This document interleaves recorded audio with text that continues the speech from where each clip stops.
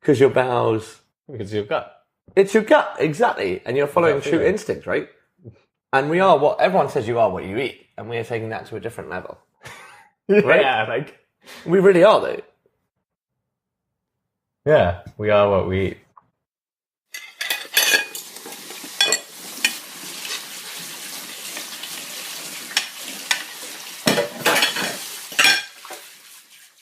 So if we go back to pleasure and passion, so do you think we gain pleasure from things that we do? And I mean, So I have this notion of the omnipresent clitoris, right? Right?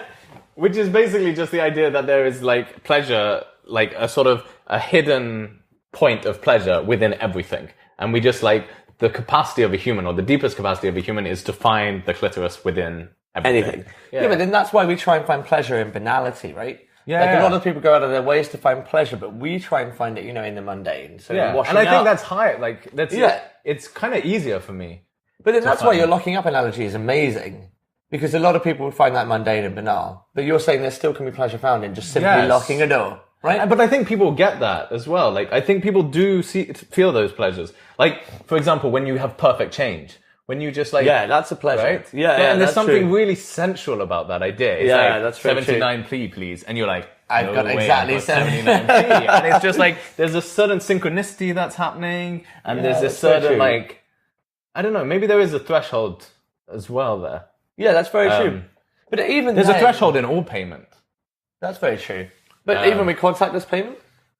Yeah, but I feel like there is a joy that comes with cash, which we've kind of lost. Yeah, that's very true. And it really feels like there's like something's occurring, something kind of real is occurring. Yeah, but, and we're getting like further away from that. Like, but the thing with cash is that there's a giving and a taking, right? Yeah. There's a bond with the cashier, whereas with contactless, there's nothing, right? Yeah. You don't even need to look up at the cashier. There's no giving and taking. Yeah, it's just like, I will put my plastic on. Yeah, exactly. I'm not even going to see how much it is. I'm just going to tap. Yeah. And also like, the gesture of something like of a high price and a low price is the same. So if I like want something for £1, I will put my plastic on you. Yeah. And if I want something for £30, I will also put my plastic on you. That's very true, but maybe people are trying to take the pleasure out of paying. Yeah, and also the guilt out of paying. Because if you aren't aware that you're doing something, then you'll do it more. Yeah, you're more likely to spend more. More likely to spend more. No, that doesn't quite work. If we say giving cash is such a pleasurable activity, then you would also give more, do it more. But there's lots behind that, like that's fair. You understand? You feel like that you're losing something. So okay, fine. So if we go in a different way, you know how so many artists are tortured by their work. They don't find it pleasurable making the work anymore, right? It becomes a chore. Yeah. So what happens then when something? But is it a chore or a passion? Is it a passion and a chore? Yeah, but so maybe that's a bad example, but the example I was trying to say, when you find something so pleasurable in the past, what changes to make you not find it pleasurable anymore? Yeah, so I've had this kind of response with cooking, right? Yeah. So I worked as a chef and it was really hard. And now I got into cooking because I love doing it at home for myself and stuff. Yeah. And now I feel like there's so much kind of expectation around my food. There's a lot of I don't know, the way I cook is not so peaceful. It's really like gear, in what kind of way? Like this needs to happen then and this needs to happen then, or it's not as fluid anymore, right? Well, no, it's still fluid. If it's maybe even more fluid, but a lot higher tempo than it used to be. It used to be like, I'll take an hour to cut an onion, and now I'll do it in a minute, and I can't just relax and cut an onion. Were you relaxing when you cut an onion before? Dude, I was caressing that shit. Really? Shit out of that. Was it still making... I still caress onions, obviously I haven't given that up. But you do that in the bath now. Yeah. But when I need to cry, it will Yeah, but would it still make you cry if you took an hour to do it? Because I always thought the thing that would make you cry about the onion is that you're cutting it so fast that it's releasing all this energy and it's making you emotional. Whereas if you do it slowly over an hour, does it still make you cry? No, so actually, when you cut it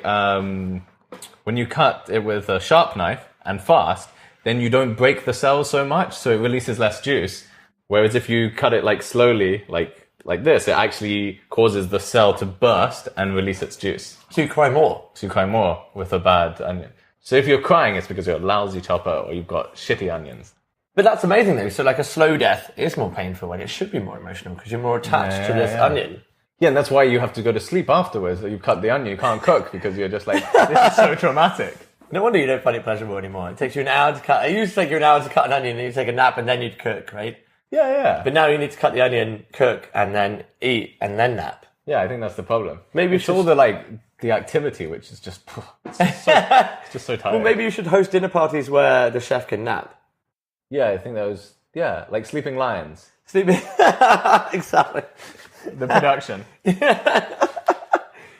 So, I mean, have we said anything about pleasure? No, we've said nothing like always. But at least we're consistent, right? We're consistent in our complete irrelevance of what we're planning on saying. Yeah, but is that what... Okay, so let's talk about let's talk about the idea of like whether pleasure is something that should be pursued at all. Like hedonism, or is there something else in this world that we should be focused on? So if we see pleasure as a peak and hedonism as a constant peak, then I think pleasure should be chased. So then you can have the trough and the peak and the trough, right? Or are you saying that maybe we should just exist in this middle space where everything is constant, where we don't have pleasure and sadness, right? So I think pleasure exists as a biological function in order for us to attain the things that are healthy for us. But right? as in, so pleasure... So like sugar, for example. So I think sugar is a great example. So we need sugar in order to live and for energy, for respiration, a Krebs cycle, there's that nonsense ATP and mitochondria, those sort of biology words. Anyway, and then we need sugar in order to make energy. And so that's why sweetness is so tasty and stuff. And so we find it in fruits and all these great vegetables. And that's why healthy, well-grown vegetables taste better than shitty old ones, which don't taste of anything. They're not sweet enough.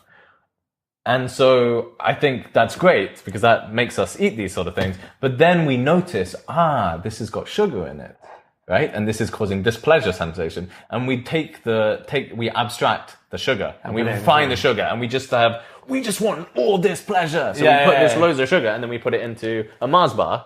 Yeah. And then we get diabetes. Yeah. Right? Yeah. So that is like a over the top. That's like taking pleasure to a point which is sort of ludicrous and abstracting it from its biological intention and putting it in a different form that puts it onto a whole nother level. And that creates an imbalance, which causes a diabetes. So I think pleasure, when it's within the balance of something which is ecologically designed to be beneficial, right? Yeah. Is good. And I think you can say the same with sex, and you can say the same with all these things that we tend to be addicted to. Right? Yeah. Sex is like a fundamental importance in our life in order to procreate. Yeah. But we're just boning Yeah, that's so true. Yeah. No, that makes a lot of sense. But then I just don't think balance can be achieved when applied to pleasure. Because you said, we're addicted to pleasure. Not so much we're addicted to sugar or addicted to anything else, we're addicted to pleasure. Right? Yeah. We're all Bacchus. And then... We're all Bacchus? Yeah, we're all Bacchus, right? In terms of the god of... Okay. But I don't know if we can... how would you stop yourself? The only way to stop yourself would be never to experience that pleasure, I think. I don't think we have that level of self-control where we would be able to stop ourselves after we've experienced pleasure. I don't know. I think we do have self-control. Well, I mean, I've experienced decent self-control. It's just on this podcast that I have no self-control. Outside of this, I'm fairly Yeah, well, maybe if we were passionate about... I've given up a lot of things. Yeah? Yeah. Like what? I've given up sugar, I've given up yeast, I've given up dairy before, I've given up hot showers, I've given up masturbation at times, I've given up... At times, that's just between masturbation. But the fact that it was only at times and not permanent, does that suggest that you don't have as much self-control as you thought? Okay, no, but none of these things were permanent because we don't really we're not attached to any version of things. Or try not to. Yeah, don't permanent. But for long periods of time, I've given up a lot of stuff. Partly to understand how my body works.